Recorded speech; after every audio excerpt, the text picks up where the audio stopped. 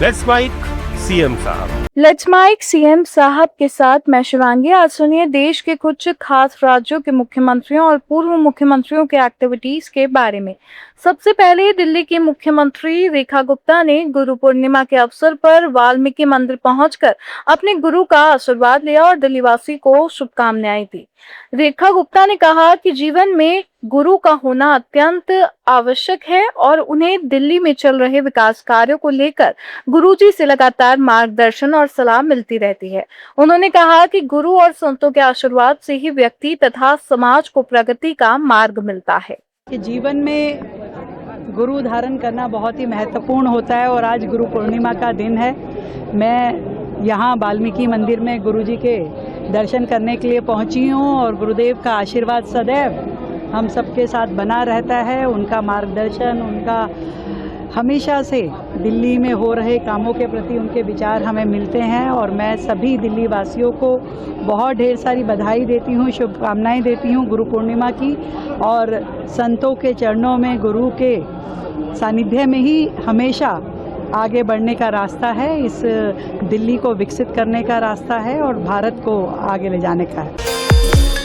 हिमाचल प्रदेश के मुख्यमंत्री सुखविंदर सिंह सुक्खू ने एसोसिएशन फॉर डेमोक्रेटिक रिफॉर्म्स की रिपोर्ट में उन्हें उत्तर भारत का सबसे अमीर मुख्यमंत्री बताए जाने पर अपनी प्रतिक्रिया देते हुए कहा कि उनकी संपत्ति को गलत संदर्भ में पेश कर उनकी छवि खराब करने की कोशिश की जा रही है। सुक्खू ने कहा कि उनकी संपत्ति का पूरा विवरण पिछले 20 वर्षों से चुनावी हलफनामों में दर्ज है और इसमें कोई नई संपत्ति नहीं जुड़ी है। उन्होंने स्पष्ट किया कि केवल संपत्तियों के बाजार मूल्य में वृद्धि हुई है, जिसे रिपोर्ट में दर्शाया गया है। चीज क्यों लाई गई है, किस कारण लाई गई है? 20 सालों से जो एफिडेविट में है वही चीज एफिडेविट में अभी भी है और पहले भी है। 20 साल पहले जो प्रॉपर्टी मैंने से जैसे अपना एक प्लॉट खरीदा था, 12 लाख रुपए का प्लॉट खरीदा था, उसमें मकान बनाया था। तो ये सब चीजें जब लाई गई तो मैंने इसको एफिडेविट में दिखाया है और 20 साल पहले से दिखाया है।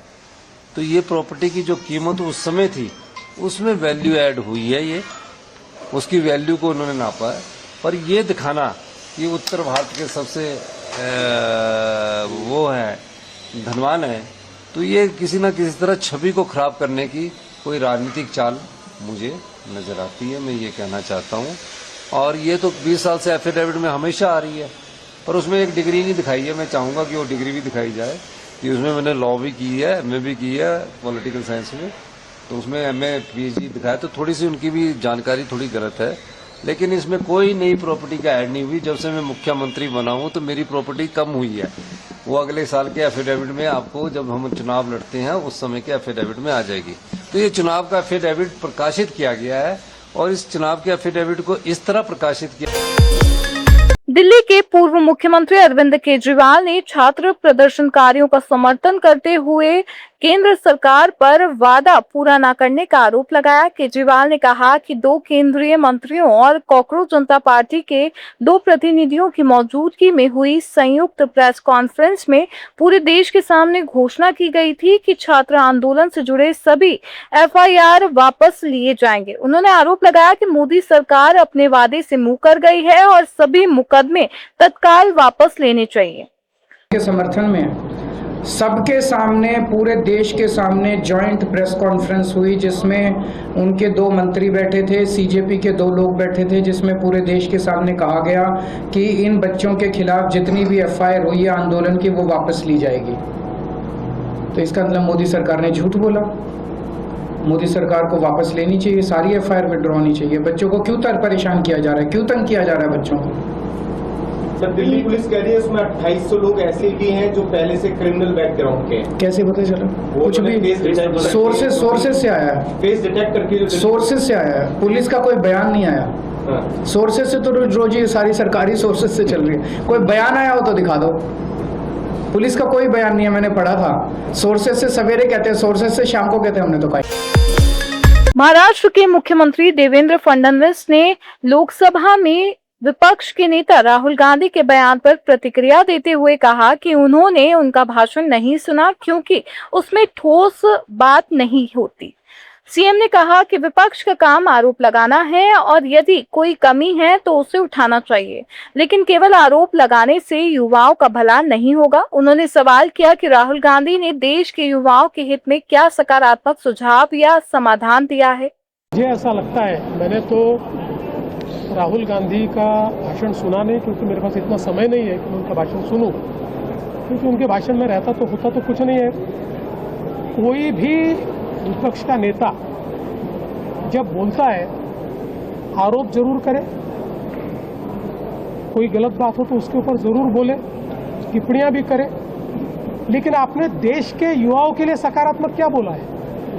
आपने कौन सा सॉल्यूशन दिया है? आपने ऐसी कौन सी बात बताई कि जिसके कारण देश के युवाओं का कल्याण होने वाला है? केवल दिन भर झूठी बातें बोलना, आरोप करना, इससे देश के युवाओं को कुछ मिलने वाला नहीं है। मोदी जी ने देश के युवाओं के बारे में सोचा है, ये नई पद्धति लाई है। मेरा विश्वास है ये बिल पास होगा तो इस नई पद्धति के कारण एक बहुत ही सिक्योर इस प्रकार की परीक्षा पद्धति आएगी और हमारे युवाओं का कल्याण होगा। वीडियो करने की मांग। उत्तर प्रदेश के पूर्व सीएम अखिलेश यादव ने छात्र प्रदर्शन के दौरान पुलिस कार्रवाई पर केंद्र सरकार को घेरते हुए कहा कि प्रदर्शनकारियों पर पैलेट गन, आंसू गैस और लाठीचार्ज का इस्तेमाल किया गया। अखिलेश यादव ने आरोप लगाया कि विपक्ष को घायलों की जानकारी मिलने से पहले ही उन्हें अस्पताल से छुट्टी दे दी गई। उन्होंने कहा कि इस पूरे मामले की जिम्मेदारी केंद्रीय गृह मंत्रालय की है क्योंकि दिल्ली पुलिस और अन्य सुरक्षा बल उसके अधिकार क्षेत्र में आते हैं। गन्स चली हैं, लोगों के चोट आई है, आंसू गैस के गोले चले हैं, लाठी चली, कई घायल हुए हैं, बहुत से लोग अस्पताल गए और बहुत से लोग पहले जब विपक्ष को पता लगा उससे पहले उनको डिस्चार्ज करके घर भी भेज दिया गया। तो ये बड़े सवाल है जिसका जवाब तो सरकार को देना होगा और इसके लिए गृह विभाग ही बनता है क्योंकि पुलिस और आर्म फोर्सेस उन्हीं के अंडर आती है। तो अगर उनके ऑर्डर पे नहीं चला है कुछ तो किसके ऑर्डर पे ये फैसला लिया गया है, किसके कहने पे? सर मतलब देख के ठीक है, ये अच्छा किया। आप सुन रहे थे let's mic more than radio. Follow कीजिए हमें हमारे सोशल मीडिया प्लेटफॉर्म्स पर। It's time for news. It's time for more than radio. Presenting the first radio news app, Let's Mic. Let's Mic, a news-based app on your phone where you get to watch and listen news, talk shows, interviews, radio show podcasts. On Let's Mic, you get all relevant information of TV, print, radio, podcast, and digital. Let's Mic talks about every segment of life.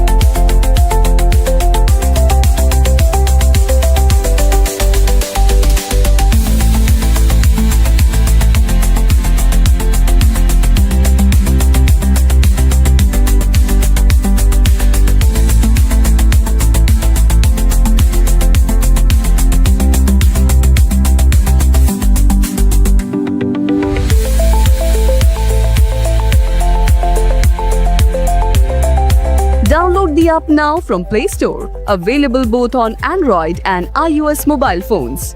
Follow us on YouTube, Instagram, Twitter, LinkedIn, Facebook, Telegram, WhatsApp, Snapchat. Let's talk, let's connect, and let's mic. It's time for news. It's time for more than radio. Presenting the first radio news app, Let's Mic. Let's Mic, a news-based app on your phone where you get to watch and listen news, talk shows, interviews, radio show podcasts. On Let's Mic, you get all relevant information of TV, print, radio, podcast, and digital. Let's Mic talks about every segment of life.